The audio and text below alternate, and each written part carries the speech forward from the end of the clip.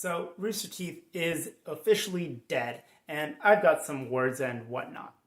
Now, if for whatever reason you landed on this video and you have no idea what Rooster Teeth is, here's the 30-second update. It was a company that started in the early 2000s by a couple of college friends in Texas, and they created some of the first viral videos. Keep in mind, this was before YouTube even existed, and they were sharing them via web links and emails, which is just wild to think about. Now, I enjoyed their main series, which was Red versus Blue, which is a machinima series, meaning it's created using a video game, specifically Halo. And I still have series 1 through 10 over there.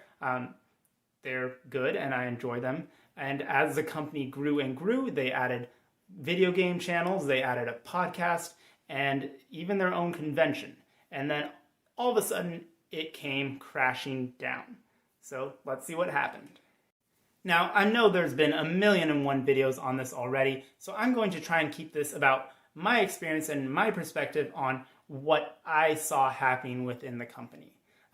I do see a lot of people talking about how they just failed to maintain their core audience, or it's just not as good anymore as it used to be. And I do think there's some validity to that. For example, Red vs. Blue, I kind of stopped watching after the Chorus trilogy. It just didn't really have the same feel to it, and they killed Church far too many times. But RWBY as well, I think it's kind of honestly been spinning its wheels since volume 4 or 5, which is unfortunate. Now, I know that with RWBY's case, a part of that is because Monty passed away. Monty, who was one of the lead animators and also kind of the creator, writer, and person behind RWBY. And I unfortunately think that a lot of that vision passed with him. But I don't think the drop in quality is necessary to blame. I don't think they did spread themselves pretty thin. They had The No and like all these other series. They brought in Funhouse and a bunch of different video game topics. But I don't really think that's what did them in. What did them in was something far worse, and it starts with a C and ends with an ism. Did you say capitalism? Let's get into it. Wait, what's that? You're saying I shouldn't dive into business practices just yet? Fair enough. So another topic that unfortunately needs to be mentioned, along with Rooster Teeth these days, is the workplace environment. Suffice to say, it hasn't really been great. But again, what do you expect from a company that was essentially started by a bunch of bros in Texas, of all states? Now, Rooster Teeth was in the media a bit for allegations around harassment, abuse, and just general workplace not great vibes. And to that, I will say 3 things. First of all, if someone is abusing, harassing, or doing anything like that to anyone, they should stop, and also they should be held accountable for that. I think that goes without saying. And 2, any company that has that going on should absolutely address it and not try and sweep it under the rug. Again, this is something that's been covered in a lot of videos, so I'm not going to belabor the point here. The point is, be a decent human person. So let's get to the real topic. So thus far, I've been referencing Rooster Teeth as if it's this happy, fun startup company that everyone wants to go and work for. It's just super cool environment, things like that. But that's not actually the case. And in fact, it hasn't been the case since 2014, when they were acquired by Fullscreen Entertainment. Granted, they allowed themselves to be acquired, but they were acquired nonetheless. And that, for me, is the clear tipping point for the beginning of the end. That is where the quality started to drop. And again, it wasn't this massive off-a-cliff drop in quality overnight.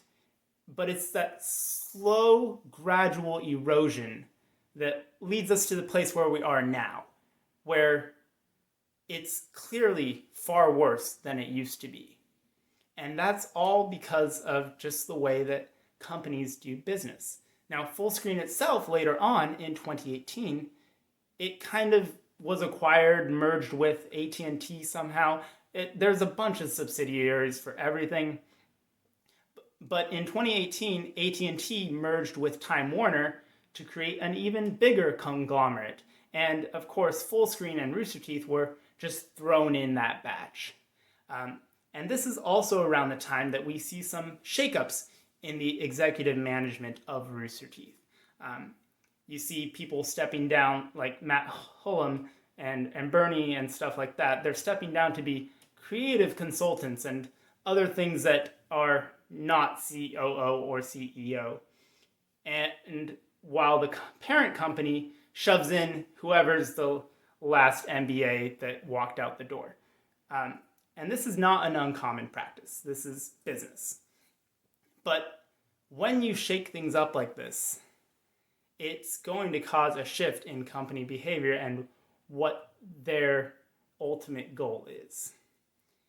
And that got to the point in 2020 where Bernie Burns actually left the company completely and moved to Scotland or something, which, again, it's 2020. To be fair, there's a lot going on that year. And it's amazing if you can just get up and leave if you don't like it, which is really only something you can do if you are relatively wealthy and, also it helps to be white. But again, Bernie left and the executive management kept kind of changing hands like a game of hot potato. Not to mention there was a thing called the pandemic in 2020, which didn't help really any industry. Well, unless you were already rich to begin with, in which case you're totally fine.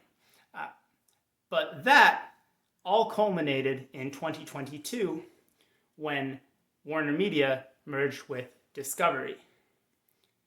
And so again, the company or subsidiary or whoever it is that owns Rooster Teeth is now part of a larger conglomerate. And what happens so often with these conglomerates is that they don't care about the content. They don't care about the audience. All they care about is ringing it for whatever it's worth and throwing it out the door. That is what these companies do. It's standard business practice. It allows them to have write-offs on their tax returns so they can just take everything as a loss. And nothing about that is illegal. There's an argument for whether or not it should be, but it's not illegal. And that is unfortunately what I see happening to Rooster Teeth. And that is, I think, is exactly what happened. So yeah, there's speculation here and there about who knows what and this, but ultimately it comes down to money. And Warner Discovery decided that Rooster Teeth is worth more money dead than alive. And this, again, this isn't uncommon.